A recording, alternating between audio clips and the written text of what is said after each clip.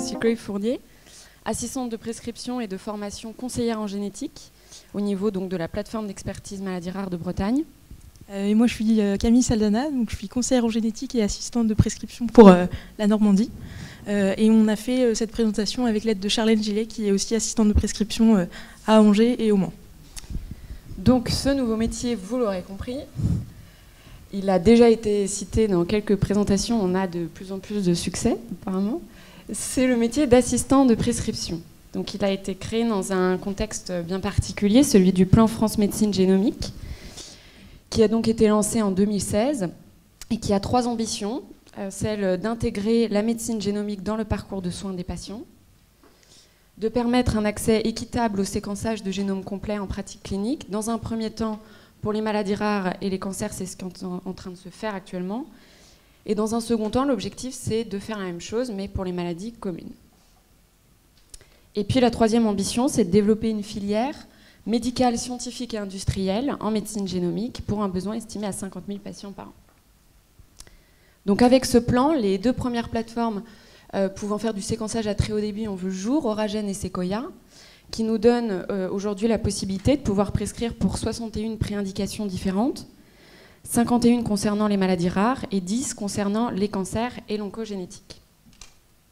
Et donc là, vous avez la répartition, avec donc Sequoia qui s'occupe des génomes de toute la partie nord-ouest de la France et Oragen pour tout le reste du territoire. Donc la possibilité de pouvoir prescrire les premiers génomes, elle a été donnée à peu près en septembre 2019. Et quand on a refait l'historique des prescriptions de nos centres, on a vu que le circuit il a mis un petit peu de temps avant de se mettre en place. À Rennes, j'ai retrouvé une prescription qui datait de décembre 2019, mais quand je détaillais la fréquence, elle était encore très rare à ce moment-là, et ça a mis vraiment plusieurs mois avant de se mettre en place. À Rouen, il a fallu attendre juin 2020. Donc avant l'arrivée des assistants de prescription, il y a eu quand même des difficultés pour mettre en place les circuits. Puis rapidement, il y a eu des signaux d'alerte par rapport à la charge de travail que cela générait, à la fois pour les centres de référence qui devaient coordonner les nouvelles RCP d'amont du plan France Médecine Génomique, et également pour les centres de référence et les centres de compétences qui devaient prescrire ces nouvelles analyses, qui effectivement ont un parcours un peu plus complexe qu'une analyse génétique plus classique. Donc c'est pour ça, pour à la fois faciliter la mise en place des circuits et faciliter la prescription de ces analyses, qu'ont été financés 24 postes d'assistants de prescription, répartis donc dans 21 sites hospitaliers différents, et ça sur l'ensemble du territoire français. Donc là, vous avez la répartition, quand il y a des villes donc, qui sont reliées, il s'agit de postes qui sont multisites, avec certaines régions qui se sont réorganisées, d'où les croix entre elles. Et donc, si je prends mon exemple, les 2 sites principaux sur lesquels je vais travailler sont le CHU de Brest et le CHU de Rennes, mais je reste disponible pour tout médecin qui souhaite prescrire une analyse de génome et qui a besoin d'aide sur toute la région de la Bretagne. Donc je suis amenée à accompagner des médecins de Vannes, de Saint-Brieuc, de Saint-Malo, etc.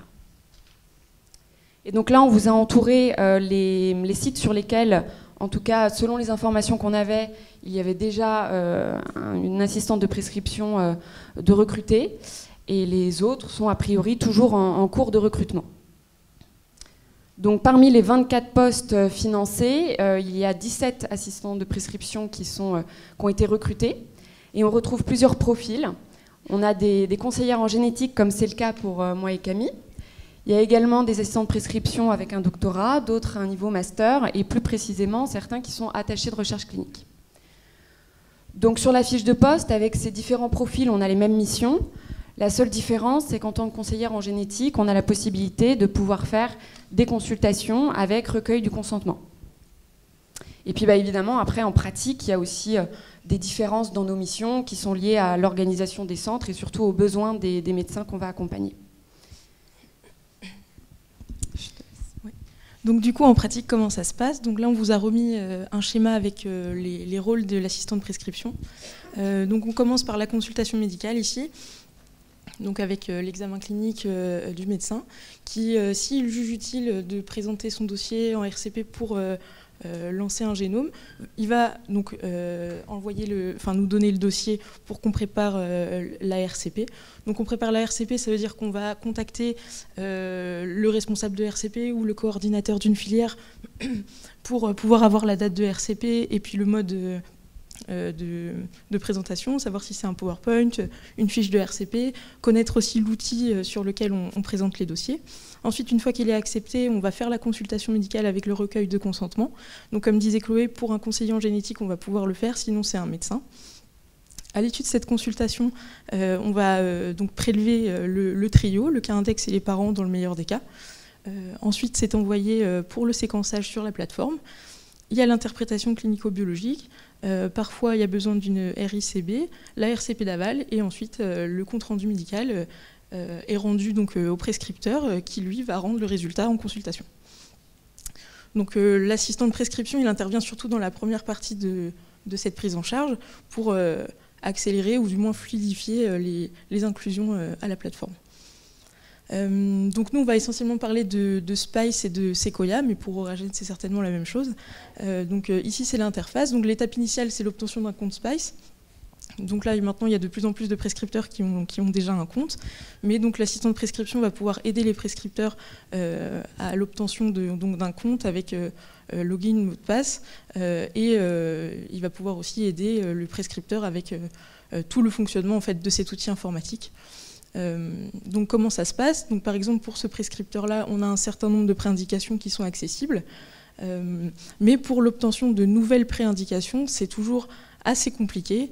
Il faut se mettre en relation avec le responsable de RCP, puis avec les responsables de la filière de Sequoia pour pouvoir obtenir de nouvelles préindications. Donc, par exemple, pour ce prescripteur, il peut prescrire pour toutes les préindications de Brain Team.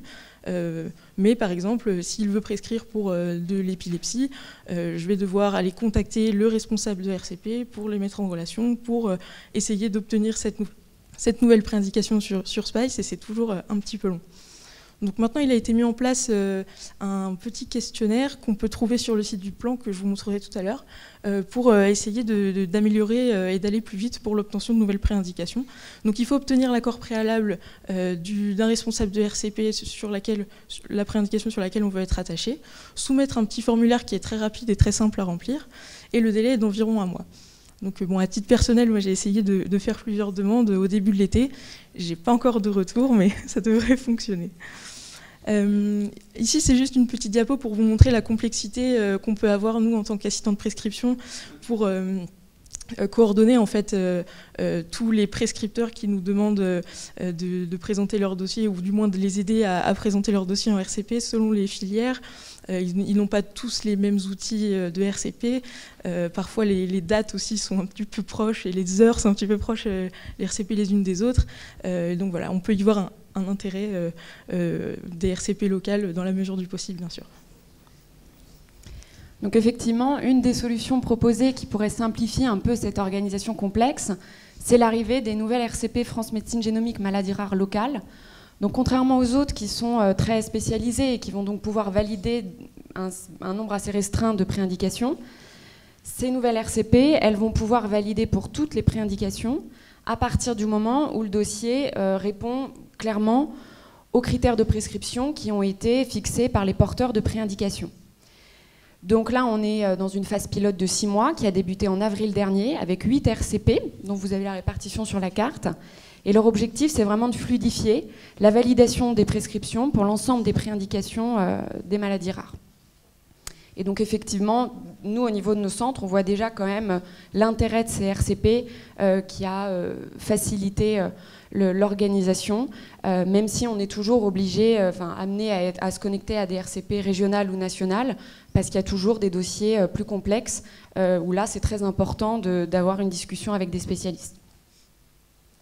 Puis enfin, avant de vous présenter le site du plan France Médecine Génomique, on a voulu vous montrer, alors juste quelques chiffres, parce que ça fait très peu de temps qu'on est arrivé. On a juste pris le nombre de prescriptions moyens qui étaient faits par mois avant et après notre arrivée au niveau des sites Angers, Le Mans et Rennes-Brest. Et on voit qu'il y a déjà quand même une petite augmentation, même si ça fait peu de temps qu'on est arrivé.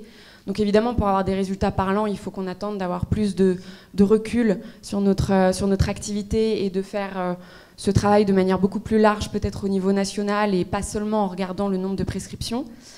Mais on voulait quand même mettre ce graphique parce que ça nous pousse à croire que notre arrivée a déjà un petit effet positif sur l'activité des centres.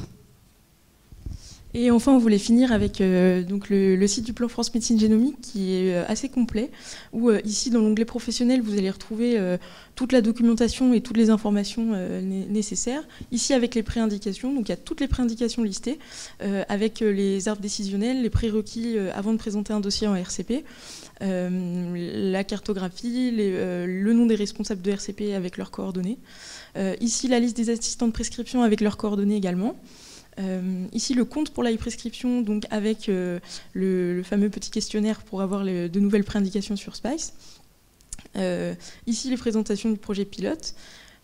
Ici, toute la documentation avec toutes les notices d'information, les consentements, la lettre d'information.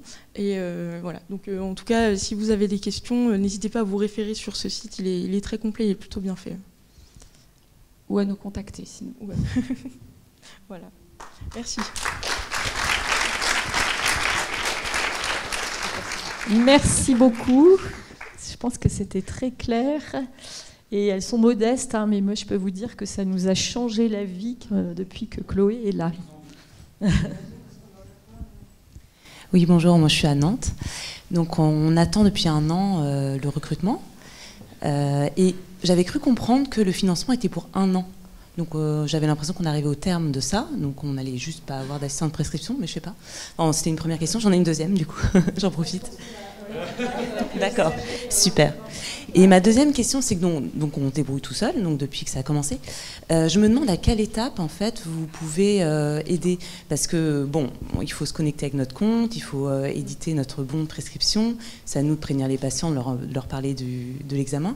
Donc je me demande en fait à quel moment vous pouvez aider. Enfin voilà, c'est des questions que je me pose dans le déroulé un peu de la prescription Sequoia. Voilà. En fait, tu fais ta consultation normale, tu leur parles du génome, puis après tu dis vous verrez tout ça avec Chloé. Voilà, et c'est tout. Oui. Alors non, mais on a nos comptes, on a des comptes d'assistants de prescription. Donc ça change tout. On peut faire les prescriptions sur notre compte. Ça économise 2 heures, oui, oui. Parce qu'en fait, nous, c'est une conseillère en génétique qui fait on donne aux conseillères en génétique et elles font tout, elles organisent pour signer les consentements, surtout l'organisation des envois, parce qu'il faut prévenir la RCP, la biologistique, pour que le truc vienne, pour que ça soit. Non, c'est énorme le travail. Enfin, nous, on confie ça aux conseillers en génétique parce qu'on n'a pas d'assistante de prescription. Je voulais juste vous demander, le premier site là que vous avez dit, c'est Spike. Spice, c'est l'équivalent de iGen pour vous. C'est l'équivalent de votre outil de prescription. Oui. Il n'a pas le même nom. Oui, mais alors nous, on n'a pas toutes ces histoires de quoi on a accès par médecin. Si, c'est sur le site du plan France Médecine Génomique. Si. Tu veux compléter peut-être, Christelle ? Alors, pour la question du renouvellement de façon globale, le renouvellement... Alors, je vais refaire l'historique. En fait, la première année de financement a été... comment dirais-je, un soutien de la mission Maladies Rares grâce au soutien d'Anne-Sophie Lapointe, de pouvoir démarrer et mettre en place ces assistants de prescription. Et on a beaucoup travaillé main dans la main avec Anne-Sophie pour pouvoir faire cette répartition géographique avec l'enveloppe qui a été financée par le plan Maladies Rares, alors que ce n'était pas quelque chose qui était prévu initialement. Donc ça a vraiment été une volonté du plan Maladies Rares d'aider en fait à la prescription pour le plan France Médecine Génomique. Cette première année n'est pas financée par le plan France Médecine Génomique. Donc ça, c'est pour remettre l'historique. C'est aussi la raison pour laquelle les assistants de prescription, les 24 postes, sont dédiés aux maladies rares. Et comme l'a dit Christophe, c'est pour aider l'ensemble des prescripteurs, de l'ensemble des préindications, centres de compétences et centres de référence.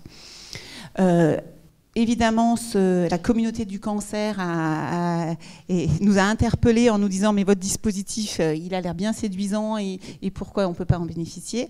Donc, on a discuté évidemment de pouvoir pérenniser. Et la pérennisation, cette fois-ci, va être financée par le plan France Médecine Génomique. Et donc, ça va être étendu au cancer. Donc, le nombre de postes va être plus que doublé, pour pouvoir s'étendre au cancer. Et la nouvelle répartition géographique qui a été travaillée devrait mettre fin au post-BICIT.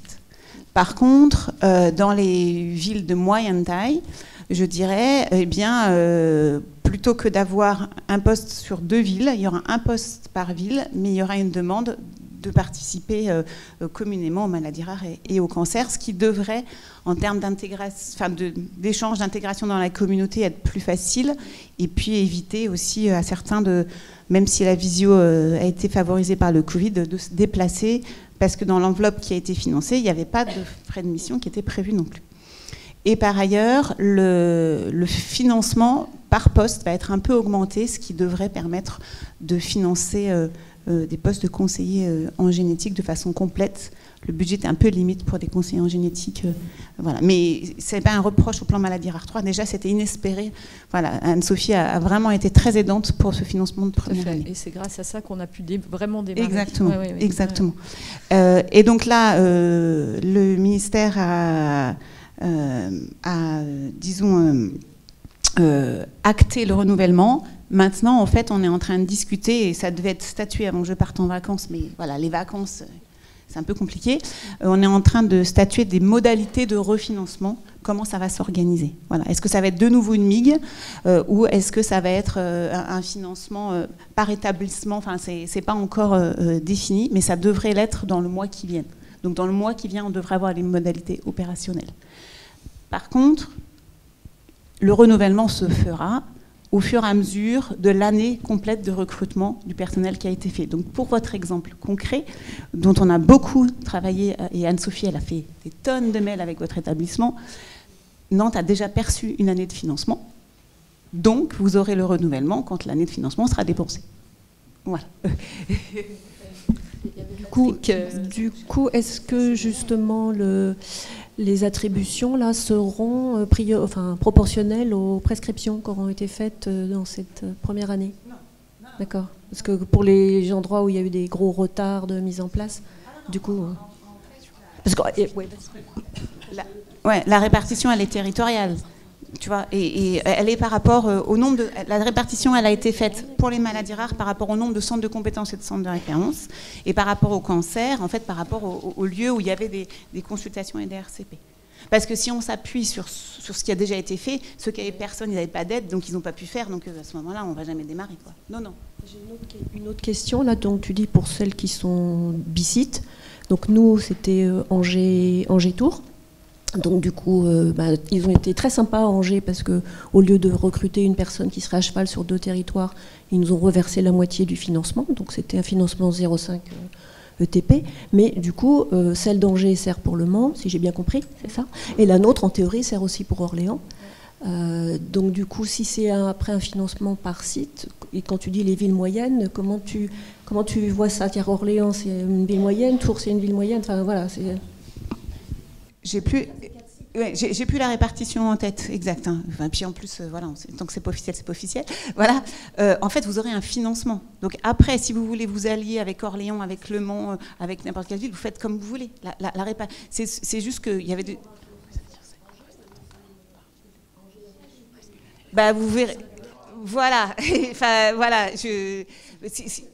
Bon, en fait, de toute façon, les 0,5 ETP, les villes qui ont eu 0,5 ETP, en général, c'est doublé, ce qui permet d'avoir un ETP complet. Si finalement vous préférez faire, je ne sais pas, l'assistant de prescription pour le cancer qui ne fait pas des maladies rares avec une autre ville, c'est votre sauce, je vais dire comme ça.